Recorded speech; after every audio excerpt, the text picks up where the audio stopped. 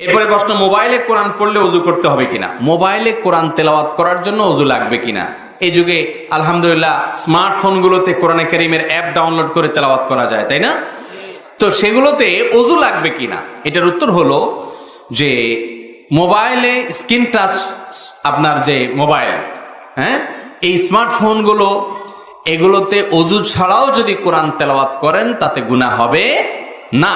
কারণ হলো কোরআনে কারীমকে আপনি সরাসরি যখন ধরবেন তখন আপনার ওযু থাকা লাগবে, কিন্তু মোবাইলের ভেতরে যে কোরআন আছে, যেটা সফট কপি বলা হয়, এই সফট কপি, এটা টাচ করা যায় না, ধরা যায় না। আপনি চাইলেও এটা ধরতে পারবেন, অ্যাকশন গ্লাস আছে, অনেকগুলো আবরণ আছে, চাইলেও এটা টাচ করা যায় না। সেজন্য কোরআনে কারীম সরাসরি প্রিন্টেড কোরআন বা কোনো জায়গায় কোরআন লেখা আছে, ওটা স্পর্শ করার জন্য ওযু লাগবে, এটাই বিশুদ্ধতর মত।